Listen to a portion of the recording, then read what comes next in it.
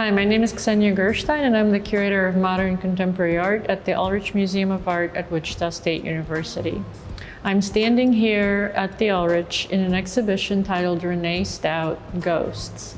This is one of the Ulrich's two exhibitions that are contributing to a citywide collaboration happening right now, titled African American Art in the 20th Century. Our partner institutions include Wichita Art Museum, the Kansas African American Museum, and Arts Partners. We're very pleased to partner with these organizations and with this Renée Stout exhibition to actually bring the exploration of all the exhibitions into the 21st century.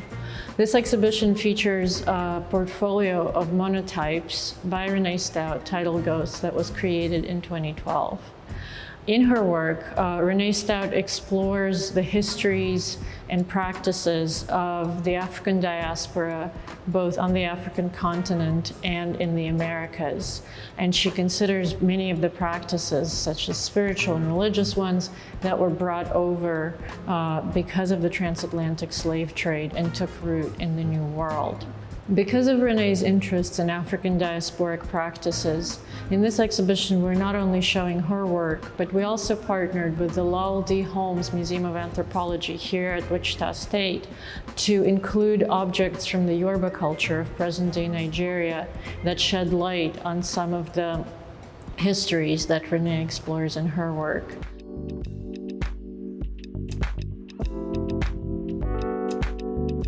So I guess the first question I was curious about is how did the making of the portfolio with Zanata Editions come about? I started working with Joe Zanata in 1996. One of the things that came about is the first time that I went into one of the studios that he sent me to work with prints, I was going to do a set of monoprints. And we were working at Derriere L'Etoile in New York City.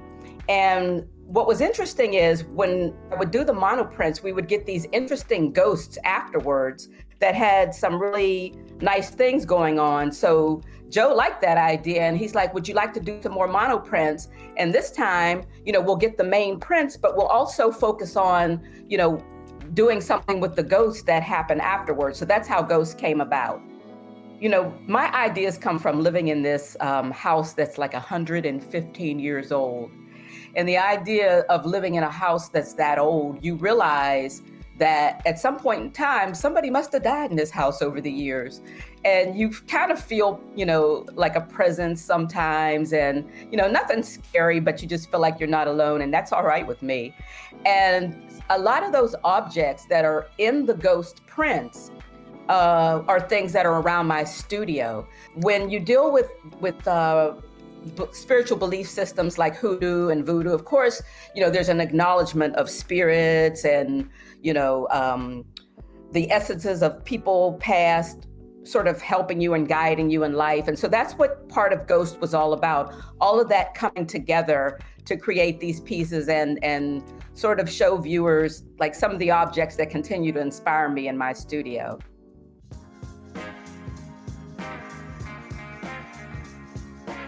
I use dolls sometimes as the subject of the print, and those two that show up in the images that are in the exhibition were little tiny dolls that always float around this studio. They move from place to place and continue to show up here and there in paintings, drawings.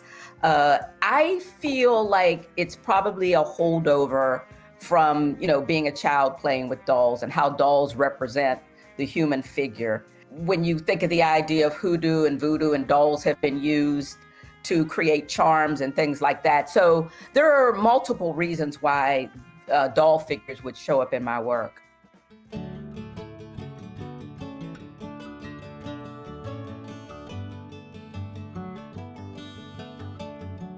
These male and female twin figures are called ibeji. Twins are very important to the Yoruba because they have such a high incidence of twin births. Twins or ibeji, meaning double births, are considered to be two parts of one whole. When someone is born on Earth, they have a spirit double that is born in the spirit realm. With twins, this spirit double happens to be born on Earth with their counterpart. That means that when one twin dies, Their families seek to keep this connection between the two by creating a memorial statue, or an ere ibeji, like this one and this one. When both twins die, their families create two statues. And this is in the hope of them being reincarnated into the same family and seeing their loved ones once again.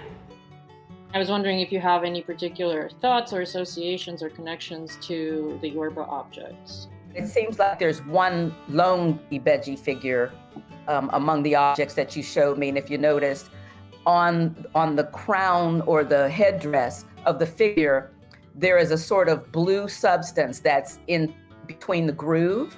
Mm-hmm. And that's kind of a beautiful blue that turns up in my work a lot, which I was very inspired by looking at not just Yoruba objects, but, objects across the African continent where you have sculpture that's been embellished by that blue substance.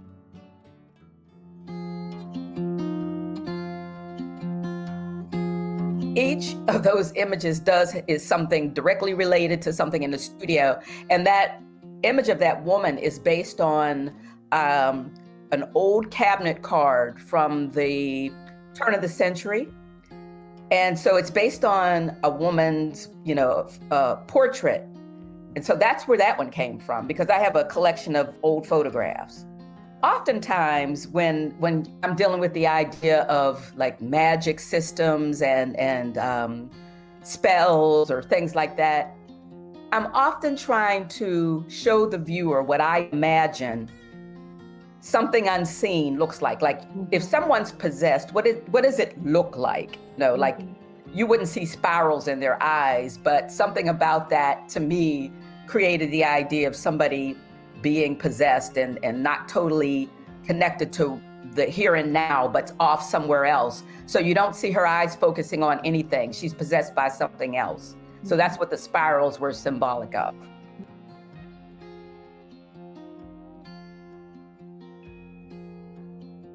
The Geday represent the ancestors. Okay. So in Haitian Vodou, you have a group of spirits called the Geday, and the Geday represent basically the ancestors, the spirits of the ancestors, and they're very mischievous, which is why I like the Geday, because I feel like I'm very mischievous myself, and especially the way I can be really subversive when in my work. But also what I like about the Geday, people can be fearful of them because it represents death and things that came before, but also in certain cultures, like in the Haitian culture, if you have a sick child, it would be the Gedays that you appeal to help bring the child back to good health.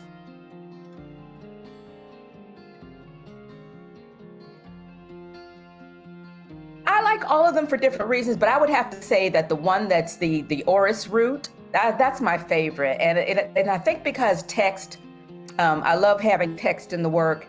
I'm obsessed with having grids and lines and things like that. And I like the idea of listing the herbs and things like that. And I have roots. I collect roots and all kinds of organic materials that are supposed to be used in like root work and spell work and that kind of thing. And so there are jars. I have a cabinet in my studio that has jars with like herbs and roots. And so that orris root is one straight out of the cabinet.